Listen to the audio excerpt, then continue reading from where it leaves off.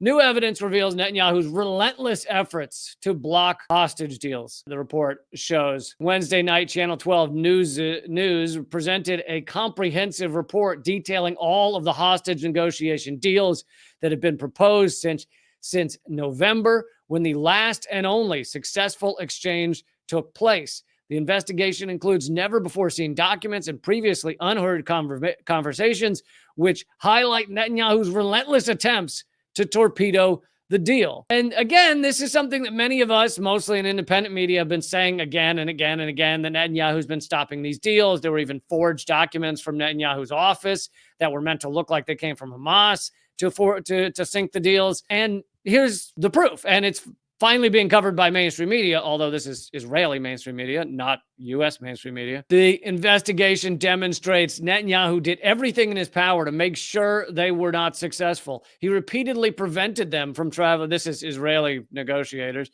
from traveling to ceasefire talks, or greatly limited their negotiation powers when they were allowed to go. He walked back several promises he made, including an agreement to end the war, and invents new non-starters that were previously never mentioned. He changed his mind, he denied, and he shifted blame to anyone he possibly can. And throughout all of this, he has ministers like Smotrich and Ben-Gvir threatened to leave his government if a deal moved forward. So this is Haaretz admitting. Yeah, that's crazy. I was always taught that Israel was created in 1948 to get the hostages back. I could have sworn that was part of their history. So I'm very shocked by this. They had a time traveler with them, and he said, "You're going to need this to get the hostages back in 2024." This is the type of thing that's so rarely covered by U.S. mainstream media, basically upends a lot of what U.S. mainstream media is telling everyone and has told everyone for the past year, that Israel just desperately wants this hostage deal, and Hamas just won't let them. And if Hamas would give up the hostages, and of course, just reiterate, anytime we say the word hostages, that only means Israeli hostages, not the 10,000 Palestinians being held hostage. But if Hamas would just give up the hostages, then this would all be over. So Hamas is doing this to their own people. That apparently you're allowed to commit genocide if someone doesn't give up hostages. So Hamas is doing this to their own people. We hear this from U.S. mainstream media endlessly, and this upends it all. And this is mainstream Israeli media, and the U.S. can't mention articles like this or developments like this. Cannot even act like they exist. I mean, we'll see it with the White House press secretaries or whatever, Matt Miller, whoever happens to be behind that podium, and they will reiterate that after every deal that's been rejected by Israel, they will just blatantly lie and say that it was Hamas, and they will do this just on a regular basis.